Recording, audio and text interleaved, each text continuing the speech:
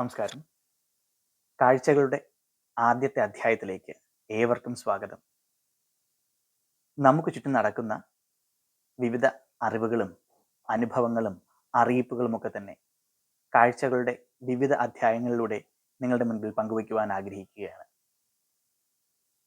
കാഴ്ചകളുടെ ആദ്യത്തെ അധ്യായം അവതരിപ്പിക്കുന്നത് ആധ്യാത്മിക ആചാര്യനായ ശ്രീ അരവിന്ദ് ശിവൻ അവറുകളാണ്. ജന്മാഷ്ടമിയോടനുബന്ധിച്ചുള്ള ആദ്യത്തെ അധ്യായം സ്വാഗതം കൃഷ്ണ എന്ന ഭാഗം നമുക്ക് കാണാം. ഓം ശ്രീ ഗണേശ ഗുഹ ശാരദാ ഗുരുഭ്യോ നമഃ. ഓം വസുദേവസുതം ദേവം കംസചാണൂരമർദ്ദനം ദേവകീ പരമാനന്ദം കൃഷ്ണം വന്ദേ ജഗദ്ഗുരും. കസ്തൂരീതിലകം ലലാടഫലകേ വക്ഷസ്ഥലേ കൗസ്തുഭം നാസാഗ്രേ നവമൗക്തികാം കരതലേ വേണും കരേ കങ്കണം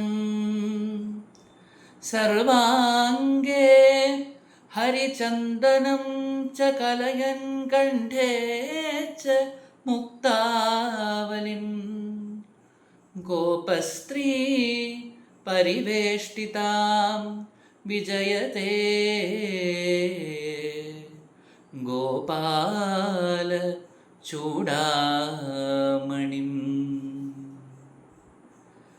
കൃഷ്ണ നീ ബേഗനേ ബാരോ.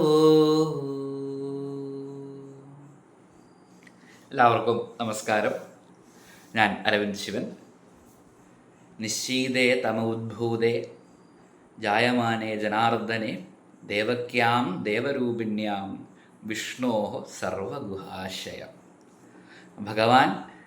ഭഗവാന്റെ ജന്മദിനം ജന്മാഷ്ടമി വരെയാണ്. അഷ്ടമി ദിവസം, അഷ്ടമി തിഥിയും രോഹിണി നക്ഷത്രവും വരുന്ന സമയത്ത് ഭഗവാൻ നിശീതത്തിൽ ഉദ്ഭൂതനായി എന്നാണ് പറയുന്നത്. അർദ്ധരാത്രിയിലും തമസ് കൊണ്ട് നിറഞ്ഞ രാത്രിയിലും ഭഗവാൻ ഉദിച്ചു എന്നാണ് പറയുന്നത്. ഭഗവാൻ അവതീർണനായി എന്നാണ്, ഭഗവാൻ അവതരിച്ചു എന്നാണ്. ആ അന്ധകാരത്തെയൊക്കെ മാറ്റി ഭഗവാൻ അവതരിച്ചു എന്നാണ് പറയുന്നത്. ഏറ്റവും പ്രധാനം ആനന്ദോത്സവമാണ് ശ്രീകൃഷ്ണ ജയന്തി എന്ന് പറയുന്നത്. ആനന്ദം അല്ലേ? അതിന് ആ ആനന്ദത്തിൻ്റെ ഒരു തയ്യാറെടുപ്പ് എന്ന് പറയുന്നത് നമ്മൾ ആ കൃഷ്ണ ജനനം നോക്കുകയാണെങ്കിൽ എന്താണ്, കുറേ വൈഷമ്യങ്ങളിലൂടെ കടന്നു പോയിട്ടാണ് വരുന്നത് അല്ലേ? ദേവകീ വസുദേവരുടെ അവർക്ക് ജനിച്ച 6 കുഞ്ഞുങ്ങളെയും അല്ലേ കംസൻ നിലത്തടിച്ച് അവരൊക്കെ കൊന്നു. അതിൻ്റെ ഒരു വിഷമത്തിൽ നിൽക്കുക. അത്രയും ഒരു വിഷമം സഹിച്ച് പിന്നെയാണ് 8ാമത്തെ പുത്രനായിട്ട് സാക്ഷാത് നാരായണൻ ജനിക്കുന്നത് അല്ലേ, അവതരിക്കുന്നത്. 7ാമത് ബലഭദ്രസ്വാമിയായിട്ടും അവതരിക്കുന്നത്. എന്തിനാണ് ആ ഒരു വിഷമം? എന്താണ് ഭഗവാൻ അതിൽ നിന്നും, ഭഗവാനെ കിട്ടണമെങ്കിൽ എന്താണ് നമ്മൾ അതിൽ നിന്നും മനസ്സിലാക്കേണ്ടതെന്ന് മനസ്സിലാക്കണം. ഭഗവാനെയാണ് നമുക്കിഷ്ടം. കൃഷ്ണ, എൻ്റെ കൃഷ്ണനല്ലേ, എൻ്റെ മാത്രം കൃഷ്ണനല്ലേ എന്ന് പറഞ്ഞ് പ്രാർത്ഥിക്കണത് നമ്മൾ ഇഷ്ടം പോലെ ആൾക്കാർ പ്രാർത്ഥിക്കണം കണ്ടിട്ടുണ്ടാവും അല്ലേ? അപ്പം അതിലൊക്കെ ആ കൃഷ്ണൻ എൻ്റേതാകുമ്പോഴും എന്താണ്, അതിലും ഒരു ബൈൻഡിങ് ഉണ്ട്, ഒരു ബന്ധനമുണ്ട്. ശരിക്കും അത് നല്ലതാണല്ലേ, കൃഷ്ണൻ എൻ്റേതാണ് എന്ന് പറയുമ്പോൾ തന്നെ. അപ്പോൾ കൃഷ്ണൻ എൻ്റേതാവുമ്പോൾ കൃഷ്ണൻ ഒരു കാര്യമുണ്ട്, ഭഗവാന് ബാക്കിയുള്ള ബന്ധനങ്ങളൊന്നും ബന്ധിക്കാൻ പാടില്ല എന്ന് പറയും. കാരണം കൃഷ്ണൻ നമ്മുടേതേ ആകണമെങ്കിൽ പൂർണ്ണമായും നമ്മുടേതാകണം, അല്ലാതെ കൃഷ്ണൻ നമ്മുടെ ആകും എന്ന് പറയാൻ പറ്റുമോ? അതാണ് സംഭവം. അപ്പോൾ ദേവകീ വസുദേവര് കശ്യപ അതിഥി ദമ്പതികൾ ആ സമയത്ത് അവർ തപസ് ചെയ്തിരുന്നു അത്രേ. ഭഗവാൻ ജനിക്കണം, കുട്ടിയായിട്ട് ജനിക്കണമെന്ന് തപസ് ചെയ്തിരുന്നു അത്രേ.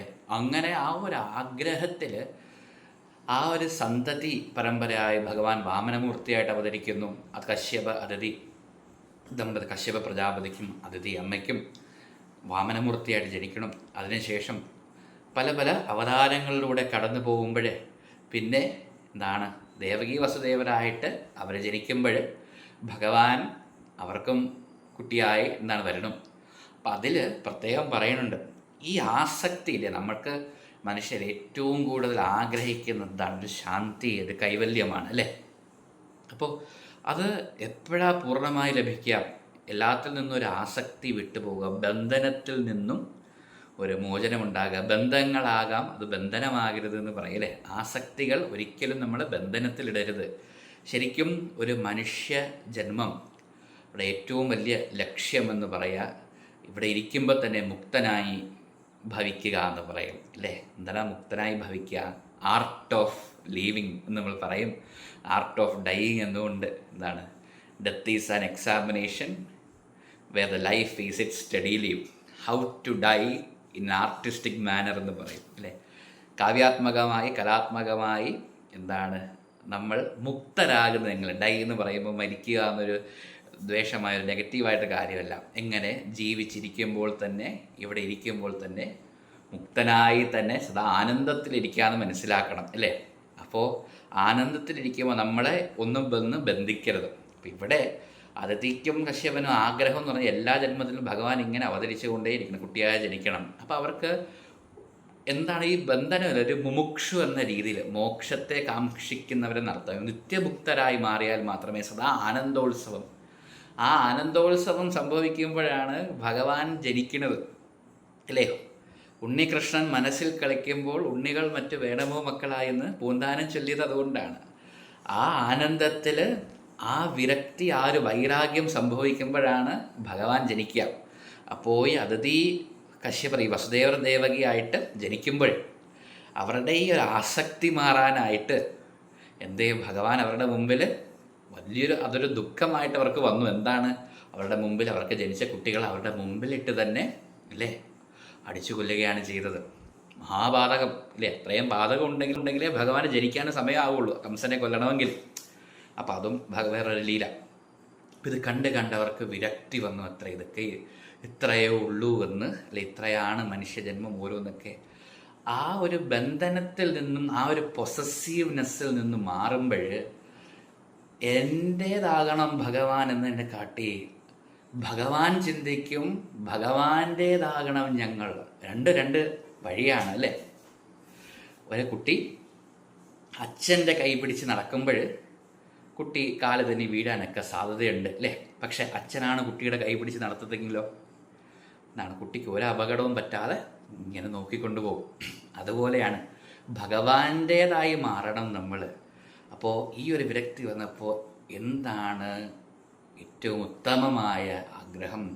ആ ഒരു വിരക്തിയിലെ നിഷ്കാമമായി ആ ഒരു ബോധത്തിലാണ് അവർക്ക് ഭഗവാനെ ഉൾക്കൊള്ളുവാൻ സാധിച്ചത്. അതുകൊണ്ട് തന്നെ ഭഗവാൻ ജനിച്ചപ്പോഴെന്താണ് സ്തുതിച്ചത്? എത്ര മനോഹരമായിരിക്കുന്നു. എൻ്റെ സ്വന്തം മോൻ, എനിക്ക് മാത്രമുള്ള മകനൊന്നുമല്ല സ്തുതിച്ചത്. ബ്രഹ്മതത്വമായിട്ട് സർവ്വതും നിറഞ്ഞു നിൽക്കുന്ന ആദി നാരായണനായിട്ടാണ് ഭഗവാനെ സ്തുതിച്ചത്. രൂപം യത് ബ്രഹ്മതത്വം എന്നാണ് പറഞ്ഞത്. ആ മഹാവിരാട് സ്വരൂപം, ഈ വിശ്വമാകെ നിറഞ്ഞിരിക്കുന്ന ഭഗവാൻ ഒരു കുഞ്ഞു കുട്ടിയായിട്ട് എൻ്റെ മുമ്പിൽ ജനിച്ചിരിക്കണു. നമ്മൾ ദേവകി സ്തുതിച്ചതാണ്. ആ ബ്രഹ്മതത്വമാണ് ഭഗവാൻ എന്നൊക്കെ പറഞ്ഞ് സ്തുതിച്ചു. ഭഗവാൻ അത് ഇഷ്ടപ്പെട്ടു. ഭഗവാൻ മനസ്സിലായി. അറ്റ് ലാസ്റ്റ് അവർക്ക് ഈ ബന്ധനത്തിൽ നിന്നൊരു മുക്തി ഉണ്ടാവും. ഇപ്പം ഭഗവാൻ പറഞ്ഞു, നിങ്ങൾ അങ്ങനെ എന്നെ ബന്ധനത്തിൽ നിന്നും എന്നെ മകനായിട്ടൊന്നും കാണണ്ടെന്ന് ഞാൻ പറയുന്നില്ല. എന്നെ മകനായിട്ട് കാണുമ്പോഴും നിങ്ങൾ അറിയുക, ഞാൻ ബ്രഹ്മതത്വമാണ്. ഞാൻ ഈ എല്ലാത്തും നിറഞ്ഞു നിൽക്കുന്ന സാക്ഷാത് നാരായണനാണ്. ശ്രീ ഗുരുവായൂരപ്പനാണ്. എല്ലായിടത്തും നിറഞ്ഞു നിൽക്കുന്ന ഗുരുവായൂരപ്പനാണ് ഞാനെന്നും കാണുക. നിങ്ങളുടെ മകൻ തന്നെ എന്നെ സ്നേഹിക്കുമ്പോൾ സ്വന്തം മകനായി തന്നെ കണ്ടോളൂ. പക്ഷെ നിങ്ങൾ അപ്പോഴും ചിന്തിക്കണം, ഞാൻ വിശ്വമായി നിറഞ്ഞു നിൽക്കുന്നതാണ് ഈ ഞാൻ എന്ന് പറയുന്നത് എന്ന് മനസ്സിലാക്കണം, എന്ന് സാക്ഷാത്കരിക്കണം എന്ന് പറഞ്ഞു. ആ ഒരു അറിവാണ് പിന്നെ അവരെ മുന്നോട്ട് കൊണ്ടുപോയത്. അപ്പോൾ അതിലവർക്ക് വിഷമവുമില്ല. ഭഗവാനെ നന്ദഗോപരുടെ യശോദരയുടെ അടുത്ത് കൊണ്ടുപോകുമ്പോഴും വിഷമമില്ല. ആ ഒരു ബ്രഹ്മതത്വം അവർ മനസ്സിലാക്കിയിട്ടുണ്ട്. പിന്നെ ഭഗവാൻ തിരിച്ചു വന്ന് അവരുടെ മുമ്പിൽ ആനന്ദലീലകളൊക്കെ ആടിക്കൊടുക്കുന്നു. അത് തൃച്ചംബരം ക്ഷേത്രത്തിലെ ഭഗവാന്റെ സങ്കല്പം അതാണ്. അപ്പോൾ അങ്ങനെ ഭഗവാൻ ആ ആഗ്രഹങ്ങളൊക്കെ നടക്കും. നമ്മൾ ഈ ജന്മാഷ്ടമിയിൽ പറയാനുള്ളത് തികച്ചും ഭഗവാന്റേതായി മാറുക എന്നാണ് പറയുന്നത്. ഭഗവാന്റേതാകുമ്പോൾ നമ്മൾ അനുഭവിക്കുന്നൊരു സ്വാതന്ത്ര്യമുണ്ട്.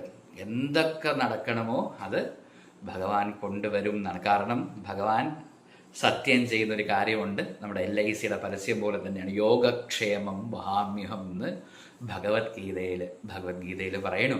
എന്താണ്? അവരെൻ്റേതാകുമ്പോൾ അവരുടെ യോഗവും ക്ഷേമവും എല്ലാം എൻ്റെ റെസ്പോൺസിബിലിറ്റിയാണ് എന്നാണ്. കാരണം എല്ലാത്തിലും അവരെന്നെ ദർശിക്കുന്നു, അവർ എന്നിൽ കുടികൊള്ളുന്നു, ഞാൻ അവരിലും കുടികൊള്ളുന്നു, അവരെ എനിക്ക് ഏറ്റവും പ്രിയപ്പെട്ടവരാകുന്നു. അപ്പം ആ ഒരു ചിന്തയോടുകൂടി ഈ വരുന്ന ജന്മാഷ്ടമിയിൽ ഭഗവാന്റേതായി മാറാനായിട്ട്, ഭഗവാനെ അറിഞ്ഞുകൊണ്ട് തന്നെ, ഭഗവാൻ തന്നെയാണ് ഈ വിശ്വമെന്ന് അറിഞ്ഞുകൊണ്ട് തന്നെ കാണപ്പെടുന്ന നിങ്ങളുടെ പേരക്കുട്ടികളും നിങ്ങളുടെ മക്കളും എല്ലാവരും ഭഗവാന്റെ അംശമായെന്ന് അറിഞ്ഞുകൊണ്ട് തന്നെ ഈ ലോകത്ത് ഗംഭീരമായിട്ട് ജീവിക്കുക. നിങ്ങളുടെ കാര്യങ്ങളൊക്കെ ചെയ്ത്, കർമ്മങ്ങളൊക്കെ ചെയ്ത് ജീവിക്കുക. അപ്പോഴും ഈ കർമ്മങ്ങളൊക്കെ എന്താണ്? യാതൊന്ന് കേൾപ്പതത് നാരായണ സ്തുതികൾ, യാതൊന്ന് ചെയ്യുന്നത് നാരായണ അർച്ചനകൾ, അല്ലേ? യാതൊന്ന് കാണുന്നത് നാരായണ രൂപം, അല്ലേ? ഇതെല്ലാം എല്ലാം ഭഗവാനാണെന്ന് ദർശിച്ചത് മനസ്സിൽ ഉൾക്കൊണ്ട് തന്നെ എല്ലാ കാര്യവും ചെയ്യുക. ഒരു സമയമാകുമ്പോൾ ഭഗവാൻ തന്നെ എല്ലായിടത്തും ദർശിക്കപ്പെടുമെന്ന് നിങ്ങൾക്കത് ഉറപ്പാണ്. ഗുരുവായൂരപ്പൻ്റെ വാക്കാണത്. ആ സാക്ഷാത് ശ്രീ ഗുരുവായൂരപ്പൻ്റെ അനുഗ്രഹം എല്ലാവർക്കും ഈ ജന്മാഷ്ടമിയിൽ സിദ്ധിക്കട്ടെ എന്ന് പ്രാർത്ഥിച്ചുകൊണ്ട് നിർത്തുന്നു. നാരായണാഖിലഗുരോ ഭഗവൻ നമസ്തേ. യോഗേശ്വരാഖിലഗുരോ ഭഗവൻ നമസ്തേ. നാരായണാഖിലഗുരോ ഭഗവൻ നമസ്തേ. ശ്രീ ഗുരുവായൂരപ്പ ശരണം.